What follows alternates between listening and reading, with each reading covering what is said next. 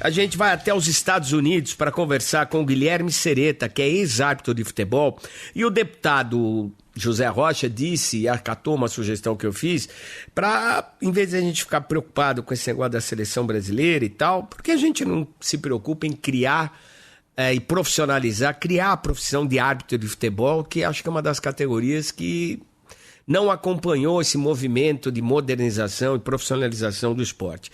E o Sereta, durante muito tempo, foi árbitro de grandes jogos aqui no Brasil, árbitro também internacional. E eu queria dar um grande abraço para o Sereta, que é uma figura gente fina, é um cara ímpar e um cara que mudou de país, foi morar nos Estados Unidos, mas tem a sua história escrita no futebol brasileiro. E aí, Sereta, tudo bem, meu brother? Fala, Bernardinho, tudo bem com você? Bom falar com você.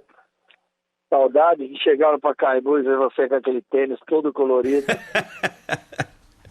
Você está morando aonde, Sereta? Eu moro em Boca Raton, nos Estados Unidos, na Flórida, próximo de Miami, dá uns 40 minutos de Miami. Tá morando há muito tempo?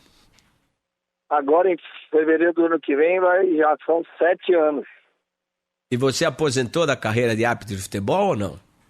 Não, ainda não. Ainda estou lutando aqui, tentando chegar a algum lugar. Esses dias acabei fazendo um jogo super legal aqui, né? Agradeço até publicamente aí o Roberto Carlos e o Ronaldinho Gaúcho por ter me convidado a participar do jogo. Foi legal demais ter participado. Foi um jogo sensacional aqui do lado de casa, em Fort Lauderdale. Foi muito legal, onde veio feras e feras do futebol. A maioria mundialista, a maioria jogaram Copa do Mundo. Então, a gente está tentando, né? Não é tão fácil mudar de país, a língua também. Demorei para aprender a falar inglês, entender bastante coisa.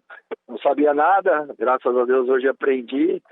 Mas, assim, o futebol aqui ainda é muito fraco, né, Fernandinho? Tomara que agora, com a Copa do Mundo de 2026, o povo comece a dar atenção de novo ao futebol, porque é o quinto esporte aqui, né, Fernando? Nós temos aí futebol americano, NBA, beisebol, hockey, no gelo. Tem bastante coisa na frente do futebol aqui. Mas vamos torcer para que o futebol dê uma crescida para a gente conseguir acompanhar o desenvolvimento.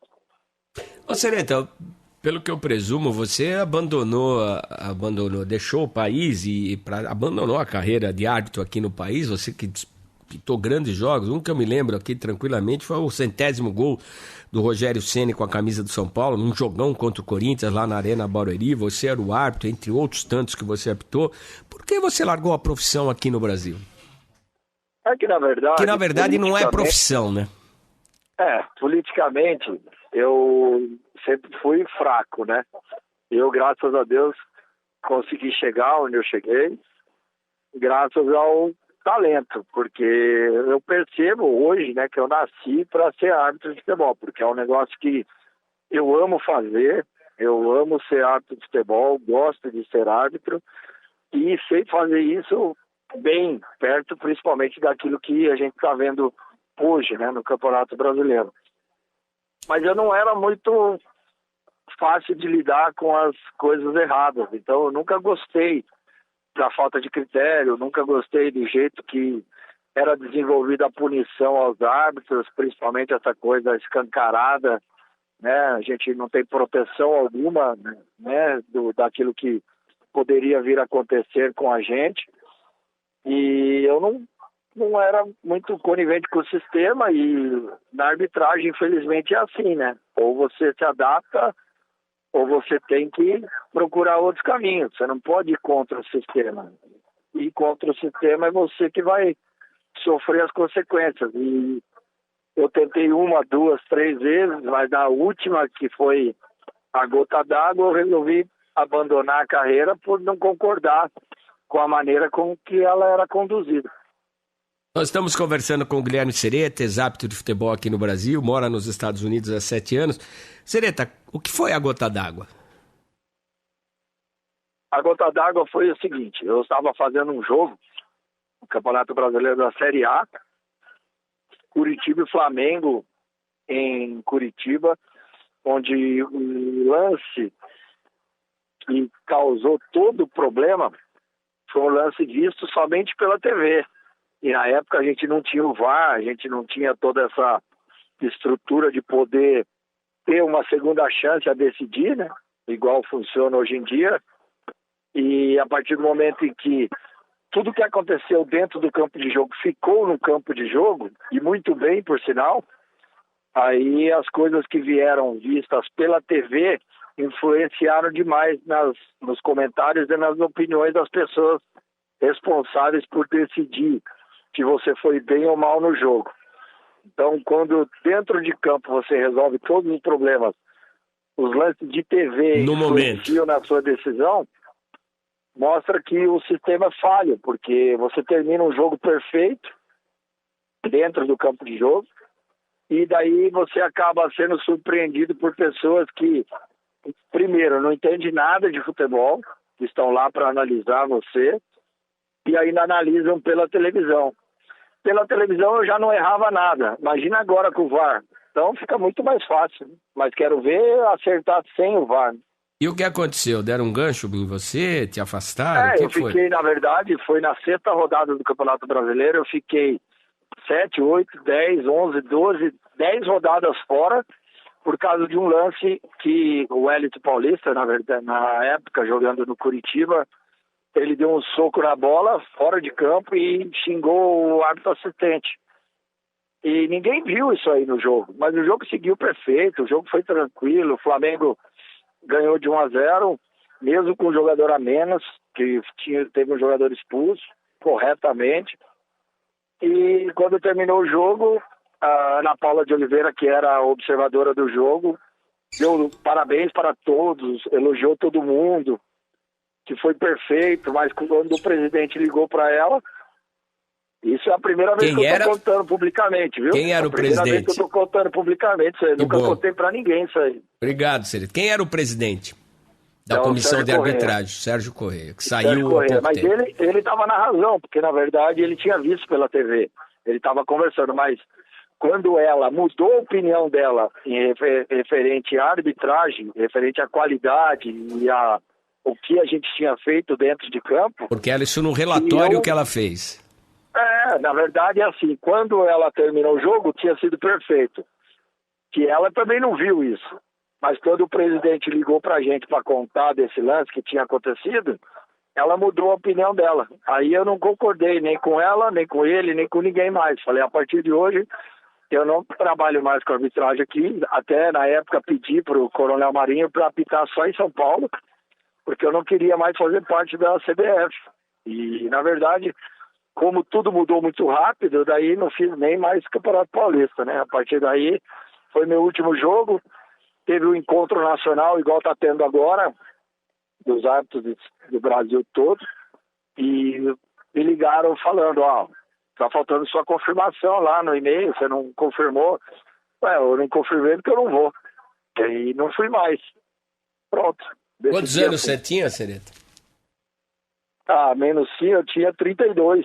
Estava no auge da carreira. Estava no auge da carreira, tinha acabado de fazer a final do Campeonato Paulista em 2015, ter sido eleito o melhor árbitro do Campeonato Paulista. Fiz a final, Santos e Palmeiras na Vila, e hoje era para estar indo para a Copa do Mundo, né? Mas o Klaus vai no meu lugar, vai ser bem representado, torço muito por ele, torço, né? Cada um seguir o seu caminho. Ele vai para a Copa e eu vou para a sala assistir ele, não tem problema.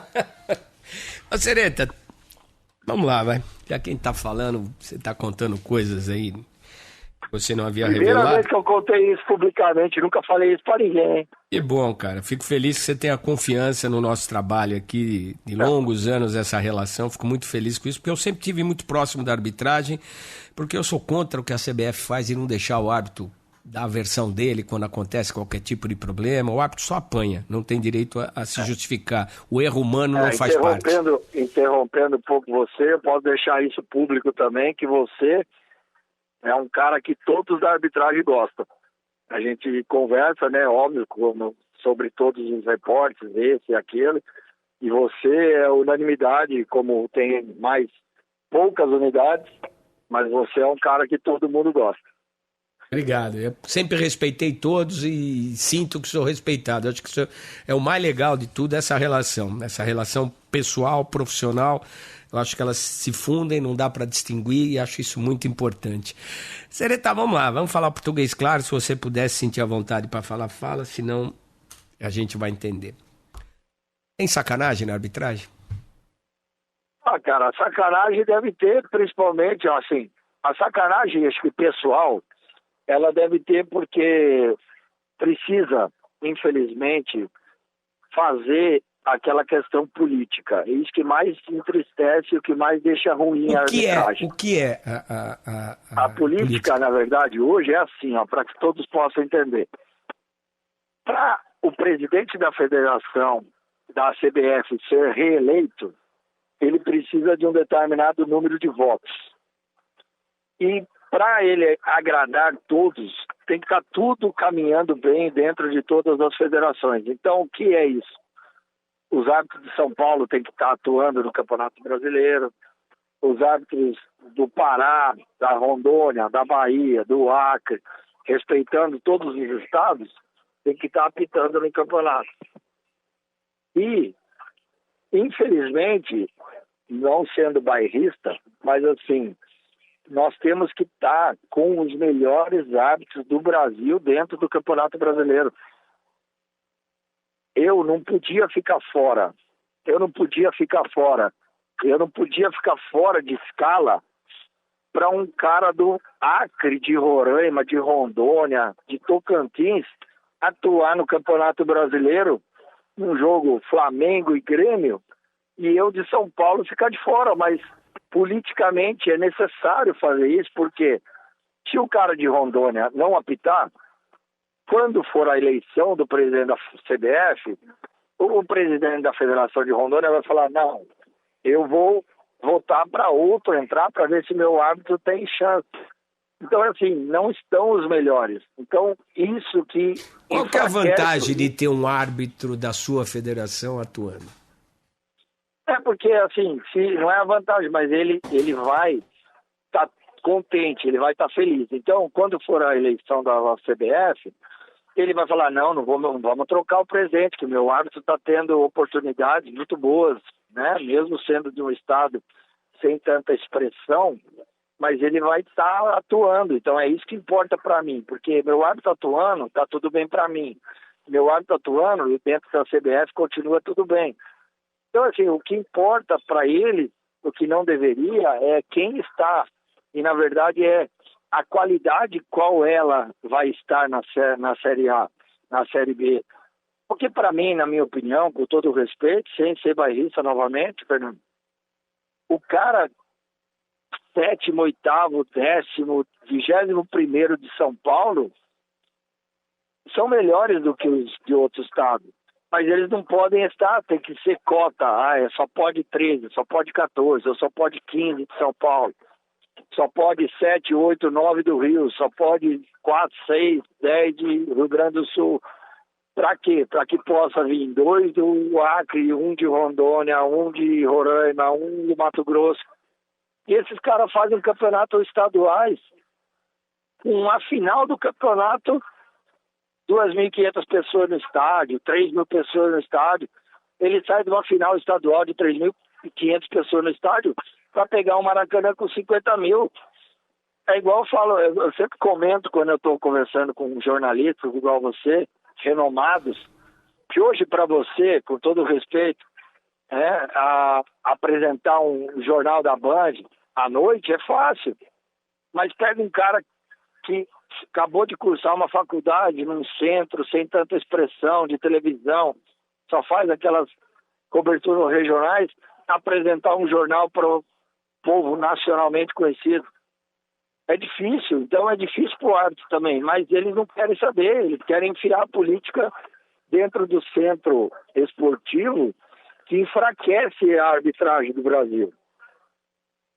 Ô, Sereta, é o seguinte, você já viveu ou você tem relatos de que, não diretamente uma pressão para acontecer um resultado, mas, olha, é importante que isso aconteça, é importante que aquilo não aconteça. Existe? Não, Fernando, não existe. Assim, comigo nunca existiu, graças a Deus. Porque é o que o povo fala. Esse cara tá comprado, esse cara errou, esse cara... Bota a mão no fogo pelos árbitros que estão hoje atuando. Porque muitos não têm culpa de estar lá. A culpa é de quem colocou eles lá, entendeu? O cara infelizmente, a mão de obra, ela é ruim. Nós temos uma safra muito ruim. Eu não era nenhum colina na vida, eu não era 100%, eu também tinha erros, tinha acertos, mas se eu fiquei 10 anos na Série A, é porque eu acertei mais do que errei. Agora, tem cara que erra toda a rodada, principalmente, né, que não são tão conhecidos assim, porque não aguenta a pressão de um jogo. Então não tem essa de cara que vai lá para roubar ou ajudar A, B ou C. Tem árbitros que não aguentam a pressão de um jogo grande e que, infelizmente, favorecem, assim, sem intenção alguma, mas não erram, segura o rojão, vamos falar português, claro. Não segura o rojão, erram demais, eles não são ladrão, eles não são ruins. Eles são despreparados para aquele momento. Eles são mal, nem é mal preparado, mas assim, não adianta você querer. Pega uma pedra que não vale nada, dá um polimento nela e tenta vender ela. Não vai. Qual é o valor da pedra? Mas você já disse que isso é intencional, né? Dessa escala de árbitros, por essa necessidade política, regional e tal. Mas só que a gente chegou num momento, tudo tem um limite. E acho que a gente chegou no limite da arbitragem, porque há muito tempo eu não vejo a arbitragem brasileira apanhar tanto. Os 2 últimos jogos aí da CBF, Corinthians e Flamengo, e Palmeiras e Atlético Mineiro, foram 2 árbitros sul-americanos, 2 árbitros argentinos, e agora nós vamos ter um colombiano e um uruguaio. Cara, sempre nesse tipo de jogo... Foi bonito de ver? O cara apitou bem, Não. Mas só que então, sempre foi esse tipo de jogo, tradicionalmente aqui na história do nosso futebol, eram árbitros brasileiros que apitavam. Só que, perderam espaço. A arbitragem nunca apanhou tanto e nunca teve, como você disse, tão mal estruturada ou pelo menos preparada para encarar esse desafio como agora. Então chegou a hora, a corda vai estourar. Tá estourando. Eu ainda penso que se a gente der um tempo para o CNM, para o Emerson trabalhar, que são presidente e vice-presidente, muito competentes. Vamos falar de cima para baixo. Cara, o CNM era um cara que você conheceu muito junto ao meu lado. Sim, ali, em relação a como eu estava de quarto árbitro, que eu fiz muito quarto árbitro para ele e aprendi muito com ele. O cara era um monstro apitando. Sério? O CNM era um cara assim que tinha o respeito de todos. E eu só acho que ainda, mesmo com toda essa pressão, não surgiu nenhuma ideia, nenhum comentário de tipo trocar, né? Que nem começou, mas as pessoas gostam, né? Não deu certo, já troca. Mas porque ele é um cara muito sério, ele é um cara fenomenal. O Emerson tem 2 Copas do Mundo nas costas. Baixinho não é mole, não. Baixinho não é mole, não. O CNM só não foi pra Copa porque tinha um problema no joelho, porque senão ele tinha apitado 3 Copas do Mundo fácil, tranquilamente. Então, assim, eu acho que a gente tem que dar um tempo, dar um voto de confiança, porque eles são honestos, eles são bons, eles eram bons dentro de campo, eles sabem o que fazer. Cara, mas infelizmente hoje eles não podem colocar os melhores, porque politicamente não pode, né? Sendo redundante e falando a mesma coisa. Mas eles vão tentar lapidar o que eles têm de melhor. E aos pouquinhos, você pode perceber nas escalas. Só vai ficar os melhores, nem que tenha que repetir. Klaus, Daronco, Flávio, Voaden. Klaus, Daron, Flávio, Voaden, Felipe Lima, Marcelo de Lima. Então, eles vão ter que rodar com o que tem de melhor para apagar a fogueira. Não vai ter para onde correr. Eles não podem voltar, eles não podem entrar de novo. Então eles vão ter que correr com o que está lá. Eu, assim, toda vez que eu vejo as escalas, vejo as pessoas, ainda fico indagado por que esse ou aquele está sendo escalado, sendo que tem melhor de fora, né? Mas eu vou fazer o quê? Eu, graças a Deus, o tempo que eu tive lá, eu sei que eu pude desempenhar da melhor forma. Eu sou íntegro, sou honesto, tenho família, tenho pai, tenho mãe, durmo tranquilo todas as noites no meu travesseiro, que eu fui lá para fazer o meu melhor. Às vezes eu não consegui, faz parte, do mesmo jogar, treinador substitui mal, narrador que a bola, né, bateu na rede do lado de fora, todo mundo erra. Mas, Sereta, esse é o problema. Eu nunca vi os árbitros reclamarem, os árbitros passam uma imagem que apanha e não fala. Nunca vi os árbitros se mexer e falar, não, nós queremos falar. Eu quero. Se o cara senta lá na hora da entrevista e fala assim, eu errei. Acabou a discussão. Eu errei. Mas por que não acontece isso? Eu até gostava, e você sabe disso, eu fui muitas vezes no programa do Neto, eu fui muitas vezes no Jogo Aberto, eu fui no Jô Soares, eu fui em algum do Pânico, eu fui em vários ambientes de comunicação, porque eu sempre dei as costas para essa... Eles não impediam publicamente, mas eles não gostavam dessa aparição pública. E agora eu fiz até um canal no YouTube, né? Meu canal, Minhas Regras. Fiz, todas as pessoas falam, cara, vai lá, fala da arbitragem, você fala bem, tenta explicar os lances pra gente, fala do que se errou, se acertou, por que disso, por que aquilo. É que, na verdade, infelizmente, não tem como você trabalhar sob pressão toda vez. O árbitro, infelizmente, no Campeonato Brasileiro, o cara entra já pressionado para não errar. E daqui a pouco, com essas punições públicas, como é que faz? Vai trazer árbitro da onde? Se eu não me engano, já são 7 árbitros punidos desde que o Senema assumiu. Aí nós vamos tirar árbitro da onde para fazer o Campeonato Brasileiro? Se esse não presta, aquele não presta e esse não presta. Existem muitas coisas que o árbitro, teoricamente, está sendo punido, mas que depois a CBF solta uma nota que é possível de interpretação, é possível dar o amarelo ou vermelho. Mas como é que eu falo? Como é que eu ajudo? Eu tento mostrar no meu canal, né, que o árbitro pode ter acertado por causa disso, pode ter errado por causa disso, pode estar vendo um lance diferente. É um absurdo, às vezes, ter um lance interpretativo e o VAR não chamar.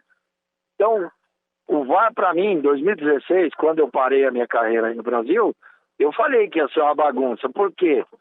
Tentaram colocar muito de goela abaixo no Brasil, tentando comparar com a Europa. Não tem como, os jogadores não aceitam. O jogador que vai jogar no Campeonato Brasileiro, ele acha que aí é uma bagunça. Ele não respeita o árbitro, ele não respeita ninguém. Aí ele vai para a Europa, ele fica quietinho, fica pianinho, porque ele sabe que lá as pessoas não gostam, né, de bagunça, eles não gostam de simulação, eles não gostam de o que é errado. Mas, Sereta, a culpa é do jogador? Cara, a maioria, Fernandinho. Por que o jogador... Me explica, então, vou te fazer uma pergunta. Por que quando o árbitro fala que vai no VAR, todos os jogadores dos dois times, mais a comissão técnica, eles levantam do banco e vão tentar pressionar o árbitro para um de um lado mudar a opinião e outro do outro não mudar a opinião? Você tem razão, mas a culpa é do árbitro. Quando acontece isso, sai distribuindo o cartão, acabou. Mas é o que eu falo, cadê o respaldo de um exemplo? Se o cara fizer isso, você acha que não vão segurar a onda dele? Vamos fazer o seguinte, a partir de agora é o seguinte, eu tô indo no VAR, todos que tiverem de pé, você expulsa, eu aguento o rojão. Se você expulsar todo mundo do banco de reserva, eu aguento aqui. Você pode vir que na segunda-feira eles vão vir aqui e eu vou falar que você tá certo. Eles não vão fazer isso, eles não têm. Porque depois, na segunda-feira, o presidente de A, de B e de C lá na CBF, e daí você tem que voltar atrás da sua decisão. A culpa, na verdade, é de todo mundo. O futebol tá ficando ruim e a culpa é de todo mundo. Todo mundo tem que assumir um pouquinho de culpa. Sereta, vamos fazer um exercício aqui, cara. Você é um árbitro de futebol, um cara esclarecido, um cara de opinião firme. Vamos fazer o seguinte, ó, vamos lá. Não tem condição de expulsar, de mandar todo mundo embora, porque não seguram. Mas isso porque o árbitro é vulnerável às escalas. O árbitro é amador, certo? Ele tem que ter uma profissão, isso exige a regra, ele tem que ter uma profissão para depois desenvolver o trabalho de árbitro, certo? Certo. Ele ganha, a maioria do provento do árbitro de futebol vem do futebol, não vem, raramente vem de outra coisa, de outro trabalho que ele exerce, correto? Correto. Há instantes atrás, nós conversamos com o deputado federal José Rocha, que é da Comissão de Esportes da Câmara dos Deputados. E eu provoquei no sentido de colocar a situação. Eu disse, deputado, em vez de a gente ficar preocupado com a preparação da CBF para a Copa do Mundo, com a preparação da seleção brasileira, já que vocês estão tão preocupados em melhorar o futebol, por que a gente não profissionaliza os árbitros? Né? Trabalha nesse sentido. Aí ele me falou assim, a gente precisa ser provocado. Né? O que a gente precisa ser provocado é o quê? Os árbitros, como os treinadores fizeram agora, criaram a associação, tal, se mexeram, e a profissão do árbitro de futebol, do técnico de futebol é regulamentada. Os árbitros não fazem. Os árbitros não sabem do que precisam e não têm essa organização. Não tem coragem, vamos falar português, claro. Porque ainda são reféns do dinheiro que recebem referente às escalas que eles desempenham. Ô Sereta, não está na hora do árbitro também criar um pouquinho de coragem, vergonha na cara, parar de apanhar sozinho, se movimentar, sugerir a criação da profissão do árbitro de futebol?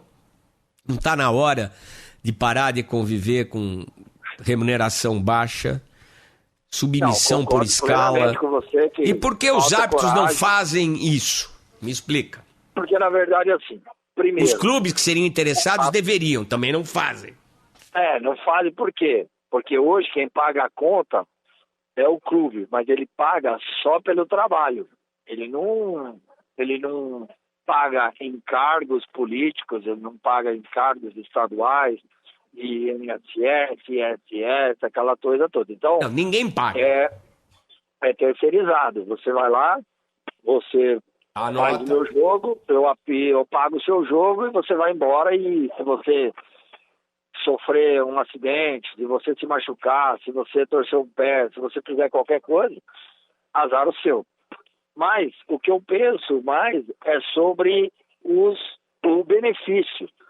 Você acha que com a profissionalização vai zerar os erros da arbitragem? Não. Estou fazendo uma pergunta. Não vão. Mas é o seguinte... Não vai mudar nada. Lógico que... Desculpa, Sereta. Ao jogo não vai mudar nada.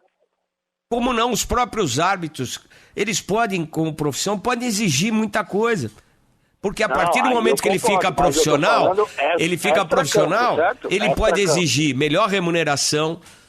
Porque os árbitros de futebol, para quem não sabe, eles pagam fisioterapeuta, preparador físico, psicólogo, nutricionista. Quando machuca o fisioterapeuta, é do bolso do árbitro. Lógico. Então teria que ter um jeito de criar uma... Primeiro, se o cara virar profissional, ele vai ganhar melhor, ele vai poder reivindicar, vocês vão poder parar. O árbitro de futebol acostumou a apanhar. E essa situação de o árbitro acostumou a apanhar e não falar nada, criou um círculo vicioso em que a arbitragem é o patinho feio. Erra, mas não tem condição física, mental e psicológica, porque não tem dedicação integral como um profissional de arbitragem, como um jogador de futebol. Então, pode mudar muito. Os jogadores... Os clubes não querem pagar. Então, mas através de uma profissão, com profissão regulamentada, as coisas podem mudar. E outra, seria um grito de liberdade da arbitragem. O árbitro, a classe é submissa, aceita qualquer coisa. Qualquer migalha que coloca na mesa aceitam. Os patrocínios das camisas dos árbitros, o dinheiro não vai para o árbitro. Ou pelo menos uma parte. Nunca foi. Então, tá tudo errado. Mas a culpa é de vocês, árbitros. Vocês não fazem nada. Por quê? Sem árbitro não tem jogo. Concordo com você, mas assim, não dá para fazer isso de baixo para cima. O que tinha que acontecer? De cima para baixo não vai acontecer, Sereta. De cima para baixo, os treinadores não conseguiram se transformar em profissão. Por que o árbitro não pode? Eu tô falando, os 10 árbitros FIFA, mais os 10 assistentes FIFA, se não partir deles, que são os melhores e eleitos melhores pela comissão de arbitragem para serem FIFA, Não vai acontecer. Não adianta você querer que o cara da Série A3, da Série A2 ou da Série B... Ou Campeonato para igual. Campeonato para igual. Não adianta ele bater aí na Bandeirantes e falar assim, não, eu quero fazer uma reivindicação e quero ser profissional. Se o Klaus, o Wilton Sampaio, que vão para a Copa, não encabeçar um negócio desse com os árbitros, com o Marcelo Guilherme Henrique, que tem muita moral, o Adem, Luiz Flávio, Flávio de Souza, Daronco, se esses caras não fizerem, ninguém vai fazer. E a questão é, daqui a pouco eles fazem, vocês vão bater de frente? Ok, então, peraí. Não tira o Flávio, coloca o Vinícius Furlan para apitar. Então nunca vai mudar, Seretão. O Furlan também não quer, beleza. Tira o Furlan, vamos pegar lá na Várzea, tem um menino bom. Se eu trouxer aqui e pagar o que o Furlan vai ganhar na Série A, ele vai fazer, vai ficar quietinho. Então é assim, se não partir da CBF, nós tomamos vergonha na cara e a partir de agora nós vamos assumir a responsabilidade. Vamos deixar o árbitro profissional, ele vai ter todo e qualquer aparato. Que é maior absurdo que o Galhardo falou essa semana, no Bem Amigos? O quê? Me refresca, por favor. Ser árbitro é muito fácil, que ele erra pênalti, ele tem que explicar. Ele fala alguma coisa da CBF, ele tem que se explicar. E nós, árbitros, vamos lá, a gente erra, tal, e vai embora para casa e não tem problema nenhum. Eu falei, eu até escrevi... O Caleri, você está dizendo, não o Galhardo, o Caleri foi? Não, o Thiago Galhardo. O Thiago Galhardo, perdão, ok. O Thiago Galhardo falou isso. Eu falei, beleza, vamos trocar então. Você apita 8 jogos da Série B ganhando R$3.000. Você ganha R$24 mil e faz todos esses jogos. Eu fico no DM, eu fico no departamento médico um mês e ganho 700, 1.200.000 igual você. Qual é mais fácil? Então, mas primeiro, a remuneração é desproporcional a todos os envolvidos, ao lucro gerado. O árbitro perde em tudo, cara. O árbitro perde em tudo e os caras aceitam. Mas então não vai mudar porque tá cômodo ter um patinho feio, ter alguém para culpar. Até quando os árbitros vão se sujeitar a isso, cara? Porque aí perde qualquer força de reivindicação. Não, você pode ser, você não é mais árbitro, mas você é uma voz ativa na arbitragem. Mas eu não posso fazer nada pelos árbitros, né? O que eu posso, na verdade, é mostrar o quanto a gente queria que, pensa só, se eu machucasse, ficasse em casa, ganhasse meu salário e voltasse. Na verdade, Fernando, hoje, se o árbitro não quiser apitar, ele não é nem, como ele é terceirizado, se ele não quiser apitar, ele não apita. Ele fala, esse final de semana aqui eu tenho um casamento da minha filha, casamento da minha sobrinha, um aniversário de 15 anos aqui na família, eu não quero estar escalado. A CBF falar, beleza, um abraço. Agora, pensa só se ele fosse profissional. Amigo, seguinte, você é pago para isso. Você vai lá e você vai apitar e acabou. Pois é, Sereta, é muita coisa, mas eu acho que o árbitro também se conforma, aceita essa posição de vulnerabilidade, parece que aceita apanhar, parece aquela velha história que meu velho dizia, mulher de malandro, parece que gosta de apanhar, velho. É um absurdo falar isso, mas é verdade. Sabe, o árbitro não liga pra ser xingado, pra sua dignidade profissional, pessoal. Cara, é coisa de louco, velho. Infelizmente é assim, né? Vamos levando, os árbitros vão levando aí até a hora que acharem que deve fazer o quê. Você se arrepende de ter... Quando eu falava, né, com a imprensa, explicava e falava, eu era o errado, agora todo mundo exigindo isso, então eu não sei se eu estava tão errado.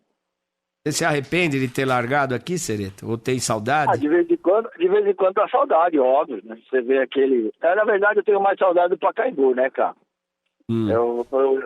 Como eu não vejo mais jogos do Pacaembu, vejo uma coisa ou outra, mas assim, é gostoso demais, né, fazer esses jogos, né, saber o pré-jogo era muito mais gostoso, óbvio, porque você que vai apitar, você que vai apitar, você que vai apitar.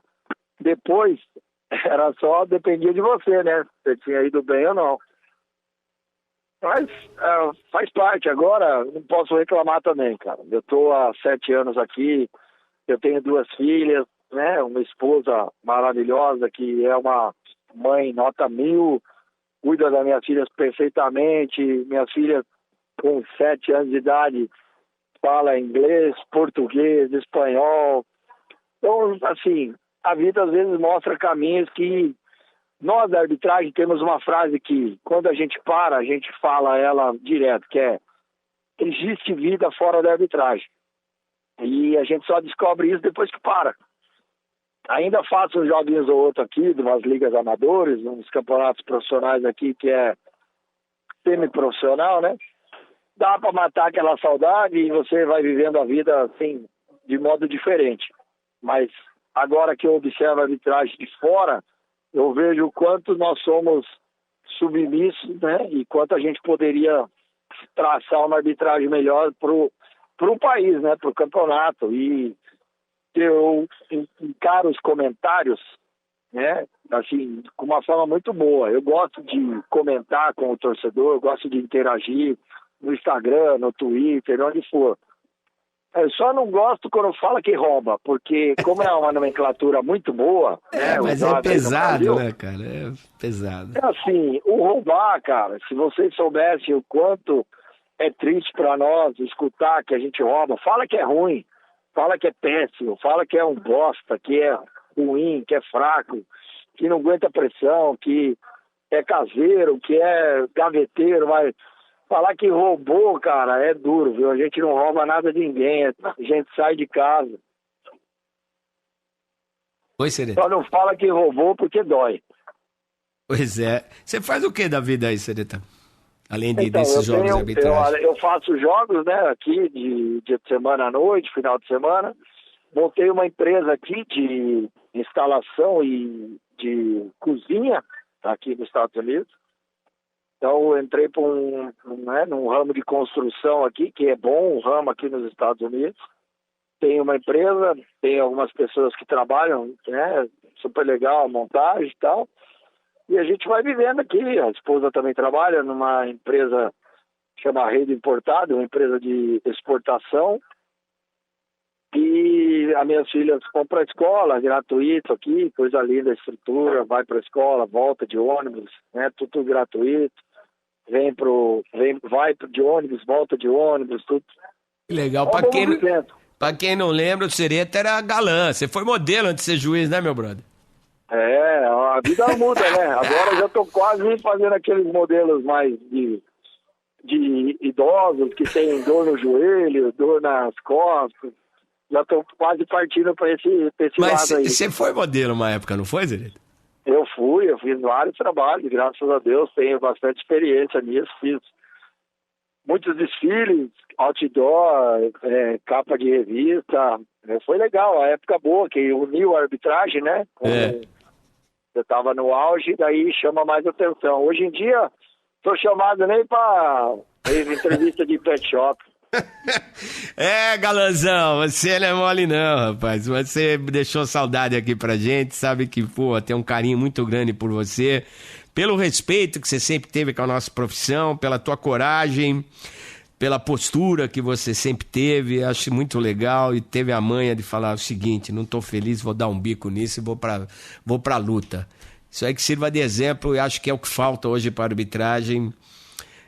Sempre faltou, mas hoje parece que está mais grave. Estão apanhando e estão aceitando levar a culpa de tudo, e na verdade não são os únicos vilões, se existe algum vilão nessa história.